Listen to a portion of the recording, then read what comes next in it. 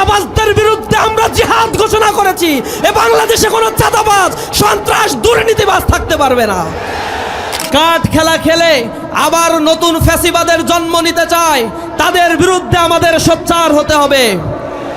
আপনারা দেখেছেন গ্রামগঞ্জে মানুষকে প্রতারণা করার জন্য সেই কাঠ বাণিজ্য আবার শুরু করেছে। কিছু কিছু জায়গায় ধরা পড়ে গণধোলাই খাওয়া শুরু করছে। দামি কাঠ দিয়ে, যার ভিতরে টাকা নাই, সেই কাঠ দিয়ে 100 টাকা করে চাঁদা উঠাচ্ছে। আবার এ কাঠ গ্রামগঞ্জের মানুষকে আবার প্রতারণার একটা ফাঁদ তারা পেতেছে। এ ফাঁদ পেতেছিল আওয়ামী ফ্যাসিবাদ, যারা 10 টাকা দরে চাল, 5 টাকায় কাঁচা ঝাল, ঘরে ঘরে চাকরির কথা বলে এই দেশের মানুষের সাথে প্রতারণা করে ব্যাংকগুলোকে তারা লুটেরাজে পরিণত করেছিল। ব্যাংক থেকে তারা হাজার হাজার কোটি টাকা ঋণ খেলাপি করেছে। 6,44,000 কোটি টাকা ঋণ খেলাপি।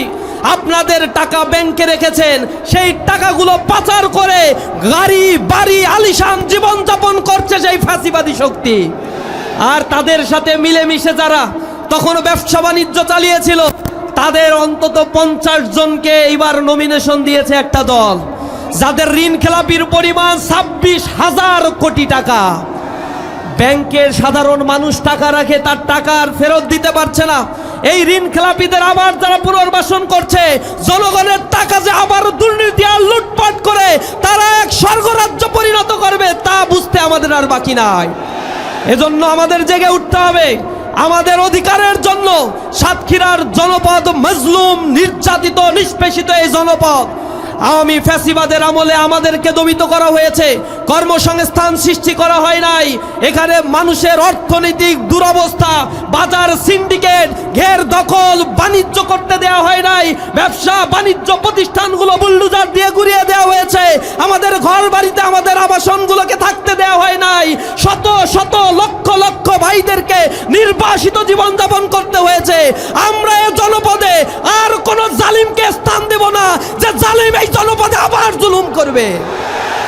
এজন্য আমাদের জেগে উঠতে হবে। আপনারা দেখেছেন তরুণ সমাজ বাংলাদেশের প্রতিটি বড় বড় বিশ্ববিদ্যালয়, ঢাকা বিশ্ববিদ্যালয়, জাহাঙ্গীরনগর বিশ্ববিদ্যালয়, জগন্নাথ বিশ্ববিদ্যালয়, চট্টগ্রাম বিশ্ববিদ্যালয়, রাজশাহী বিশ্ববিদ্যালয়, যেগুলো জ্ঞান বিজ্ঞানের আতুরঘর হিসেবে পরিচিত, সেই বিশ্ববিদ্যালয়গুলোতে তরুণ সমাজ একচেটিয়া ইসলামের পক্ষে, ইসলামী ছাত্র শিবিরের পক্ষে তারা রায় দিয়েছে। ইসলামী ছাত্র শিবির তাদের বলেছে, আমরা তোমাদের নিরাপদ ক্যাম্পাস উপহার দিব, নারীদের অধিকার আমরা নিশ্চিত করব, আমার মা বোনদের গায়ে যেন কেউ ফুলের টোকা দিতে না পারে, প্রতিটি শিক্ষার্থী ক্যাম্পাসে নিরাপদ থাকবে যেমনি ভাবে তারা তার মায়ের আঁচলে নিরাপদ থাকে। ইসলামী ছাত্র শিবির সেই কথা রেখেছে। প্রতিটি ক্যাম্পাসে যা বরাদ্দ আমাদের দেওয়া হয় নাই, 4 চাইতেও 5 গুণ বেশি কাজ আমরা করেছি। গতকাল সংবাদ সম্মেলন করে আমরা বলেছি, বিগত 4 মাসে আমরা কি করেছি। 200 শতাধিক কর্মকাণ্ড আমরা সেখানে ডেভেলপমেন্ট ওয়ার্ক পরিচালনা করেছি। বিগত সময়ের ঢাকা বিশ্ববিদ্যালয় 120 বছরের ইতিহাস সাক্ষী। কোন ডাকসু বর্তমান ডাকসুর মতো সমপরিমাণ কেন 10 ভাগের 1 ভাগও কাজ তারা করতে পারে নাই। মাদক সিন্ডিকেট আমরা নির্মূল করে দিয়েছি। ক্যাম্পাসে চাঁদাবাজ, টেন্ডারবাজদেরকে উৎখাত করেছি। আজকে আমরা দেখিয়েছি কিভাবে চাঁদাবাজি যারা করে তাদেরকে প্রজেক্টর দিয়ে জাতির সামনে আমরা দেখিয়েছি। চাঁদাবাজরা এখন ভয় পেয়ে গেছে, যে বলে আমাদের প্যাস্টিজ তো সব পাঞ্চার করে দিল। চাঁদাবাজি করবে, আবার প্যাস্টিজ নিয়ে সমাজে থাকতেও চায়। চাঁদাবাজদের বিরুদ্ধে আমরা জিহাদ ঘোষণা করেছি। এ বাংলাদেশে কোনো চাঁদাবাজ, সন্ত্রাস, দুর্নীতিবাজ থাকতে পারবে না। তারা আমাদের সাথে ক্যাম্পাসে না পেরে প্রোপাগান্ডার আশ্রয় নিয়েছে। আমাদের মা বোনেরা যখন প্রচারণায় যাচ্ছে, কাপুরুষের মতো তারা তাদের গায়ে হাত দিচ্ছে। এই কাপুরুষদের 12 তারিখে সমুচিত জবাব দেওয়া হবে ইনশাআল্লাহ। 12 তারিখে হ্যায়ের পক্ষে রায় দিবেন। হ্যায়ের পক্ষে রায় মানে আধিপত্যবাদের বিরুদ্ধে রায় দেয়া, ভারতীয় হিজমনির বিরুদ্ধে রায় দেয়া, রাষ্ট্র কাঠামোর সংস্কারের পক্ষে রায় দেয়া। আমরা এই দেশকে আর কোনো করদ রাজ্যে পরিণত হতে দেব না। জুলাইয়ের শহীদের রক্তগুলো যেন বৃথা না যায়। সাতক্ষীরার এই জনপদে আমরা যে রক্ত দিয়েছি, এই জমিন রক্ত দিয়ে আমরা ওয়াকফ করেছি। আল্লাহ রাব্বুল আলামিন আমাদের ওয়াকফ দিয়েছেন। এই জমিনকে আমরা চাষাবাদ করার জন্য প্রতি ইঞ্চি মাটিতে গিয়ে মানুষের দোরগোড়ায় ইনসাফ আর ন্যায়ের পতাকা আমরা তুলে দেব ইনশাআল্লাহ। আউযু বিল্লাহি মিনাশ শাইতানির রাজিম। বিসমিল্লাহির রহমানির রহিম। ইন্নাল হামদালিল্লাহ ওয়াস সালাতু ওয়াস সালামু আলা মান লা নাবিয়্যা বা'দা ওয়া আলা আলিহি ওয়া আসহাবিহি আজমাইন। শহীদের রক্ত ঝরানো ময়দান বীর সাতক্ষীরার জনপদের আজকের এই সুবিশাল সমাবেশে আমাদের মাঝে প্রধান অতিথি হিসেবে উপস্থিত হবেন মানবতার মুক্তির আন্দোলন বাংলাদেশ জামাত ইসলামীর সংগ্রামী আমির ডাক্তার শফিকুর রহমান। উপস্থিত আছেন বাংলাদেশ জামাত ইসলামীর সম্মানিত সেক্রেটারি জেনারেল অধ্যাপক মিয়া গোলাম পরোয়ার ভাই সহ জামাত ইসলামীর নেতৃবৃন্দ, প্রিয় সাংবাদিক বন্ধুগণ, উপস্থিত প্রিয় সাতক্ষীরাবাসী, আসসালামু আলাইকুম ওয়া রাহমাতুল্লাহি ওয়া বারাকাতুহু। কবির ভাষায় বলতে চাই, বৈরী বাতাসে লাগাম ধরার শপথ নিয়েছে যারা, জীবনের কোনো প্রাপ্তি হারিয়ে ব্যথিত নয় তো তারা। সাতক্ষীরার জনপদের উপরে দীর্ঘ আওয়ামী ফ্যাসিবাদের সময় যে জুলুম নির্যাতন নিষ্পেষণ চালানো হয়েছে, জনপদের মানুষেরা রক্ত দিয়েছে, জনপদ ছেড়ে যায় নাই। তারা আল্লাহর কাছে দোয়া করেছে, রব্বানা আখরিজনা মিন হাযিহিল ক্বরিয়াতি যালিমি আহলুহা ওয়াজআল লানা মিন লাদুনকা ওয়ালিয়্যা ওয়াজআল লানা মিন লাদুনকা নাসীরা। আল্লাহ রাব্বুল আলামিন আপনাদের ময়দানে টিকে থাকা, দাঁড়িয়ে থাকা, রক্ত দেওয়ার বিনিময়ে এই জনপদকে জালিম মুক্ত করেছে।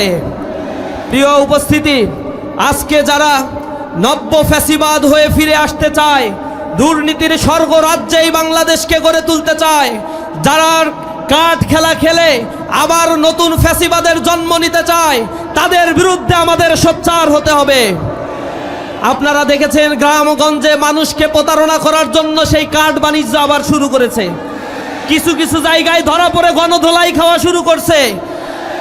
দামি কাঠ দিয়ে, যার ভিতরে টাকা নাই, সেই কাঠ দিয়ে 100 টাকা করে চাঁদা উঠাচ্ছে। আবার এ কাঠ গ্রামগঞ্জের মানুষকে আবার প্রতারণার একটা ফাঁদ তারা পেতেছে।